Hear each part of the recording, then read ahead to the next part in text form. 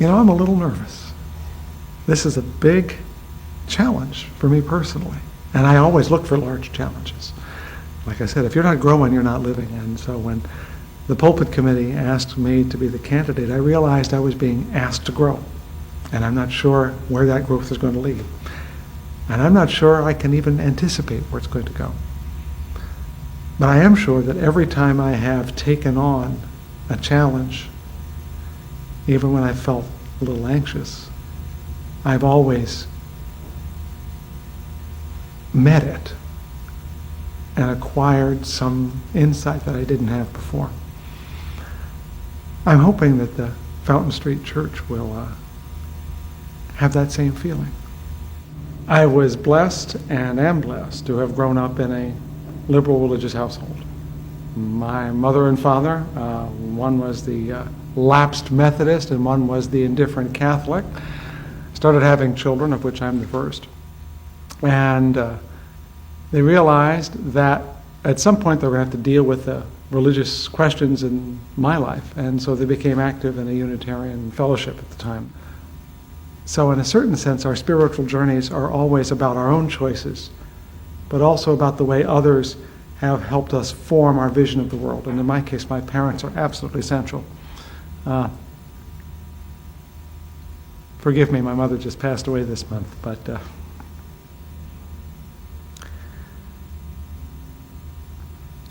I got a great gift from them. A belief in things like decency and tolerance and reason and hope that I experienced in the Unitarian Universalist faith, but I know don't live there exclusively. That's the good news, is that when I went to seminary, I discovered Protestants and Catholics and Jews and Muslims who also shared this broader, gentler, if you want to call it that, or more expansive notion of what it meant to be a person of faith. And for me, it was fabulous because it let me know that it was possible to be a liberal without necessarily having to choose between being an atheist or an agnostic or a Christian. That one could be one or more of those things and still be faithful to these, let's call them humanistic values, but that doesn't mean they're atheistic values. In fact, I would say that liberal religion is humanistic in that old-fashioned humaneness attitude of seeing the other person as a manifestation of the divine, whether or not there's a God, and recognizing it in yourself and knowing that cultivating it in others and in yourself is the thing that we were intended to do. I define myself and at this point as, well, what's the right way to put this? I'm a scriptural liberal, which means I find that the traditions of Judaism and Christianity to be the ones that most challenge me and with which I struggle most intimately. But I see them as truly partners in trying to understand how I can live my life most vividly, most openly, most entirely. And one of the people I admired as a young minister was a fellow named David Rankin, who, when I first met him, was serving a Unitarian Universalist church then in, I think he was in San Francisco, and he went from there to Atlanta. And then I heard he came here. And so I said, Fountain Street Church, what is that? And I realized that there was such a thing as a liberal church that was not Unitarian Universalist or Reformed Jew or, and I said, it just registered. What is that? How curious. And then I learned it was in Grand Rapids, and I said, curious. And then I learned you had over 1,000 members, and that really is curious. And realized that there was something out there that I was intrigued about. It was some years later when I'd learned a little more about your history, but all of it inferential. Since you're not part of a denomination, that story doesn't go as far away as it would. And a colleague or two, people I respect a great deal, when you began searching for a new minister, said, Fred, you ought to look at this place. And so I did. I went to your website and I asked some friends, and I was intrigued. I was curious, still curious. And in some respects, I think that's part of the excitement. Even though I am a Unitarian Universalist by birth and training and still identify myself that way, what I hope for from the people here and from me is a willingness, if not an eagerness, to say, wherever I am in my life, there is still more I can know and grow. If I were to choose a slogan for Fountain Street Church, meaning if I were to give you a mission, and I know it's not mine to give, but here's mine. It comes from the minister who inspired my parents. There it is again.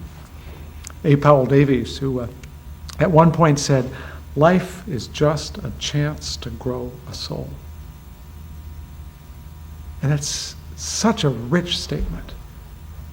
People say we got to save souls and we have to protect them.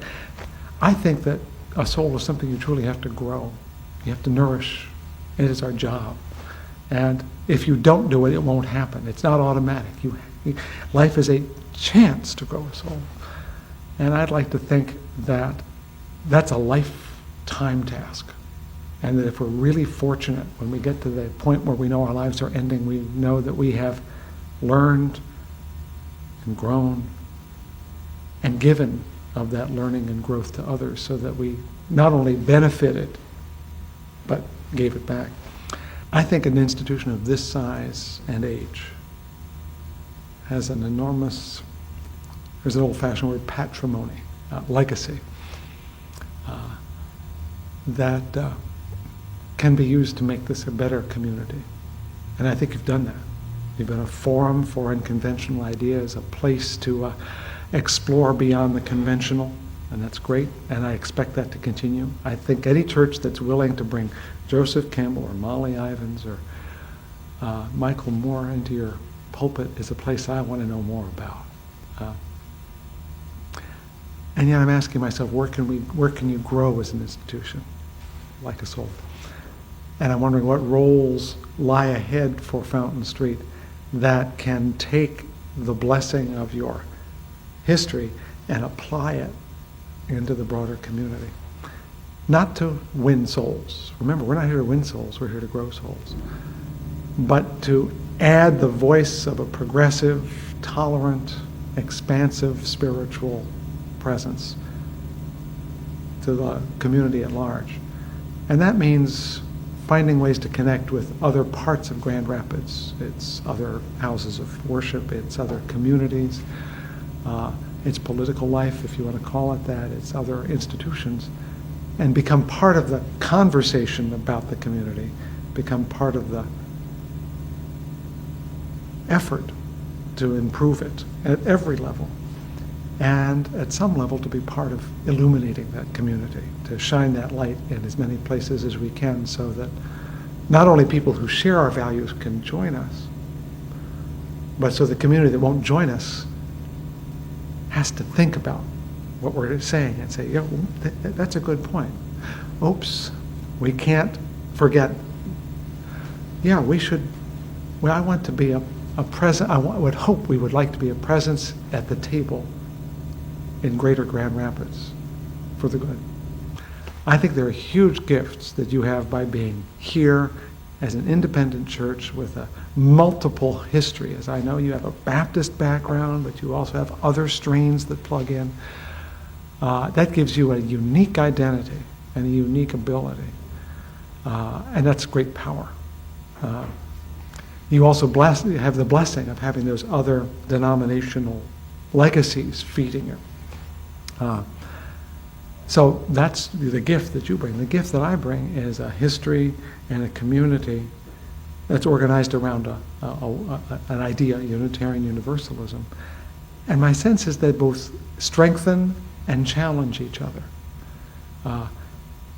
You have a great power here in Grand Rapids for the future of Grand Rapids, but maybe I'm being extravagant. I think you can be one of the most significant liberal religious institutions on a much larger scale, if that's where you want to go.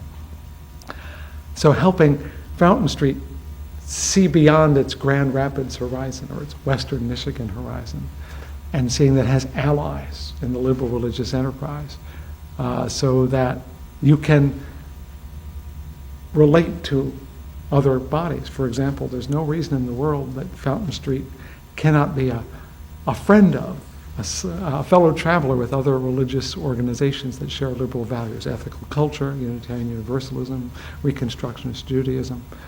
And in some way, I think to ask us to be in at least a verbal acknowledgement of other liberal religious bodies is good for you. You get the strength of having partners in this endeavor without becoming part of a larger institution, because I know that that independence is part of the strength of this place. So I'm going to invite you into exploring friendships with fellow religious liberals, so you can strengthen them and they can strengthen you, and bring the gifts that this unique independent church has to bear, not only in Grand Rapids, but in other places where you can give gifts that perhaps you haven't discovered yet.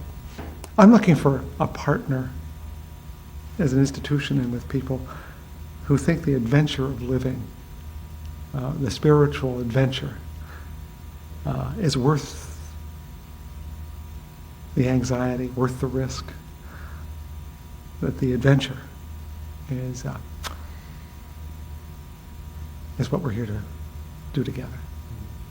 Yeah.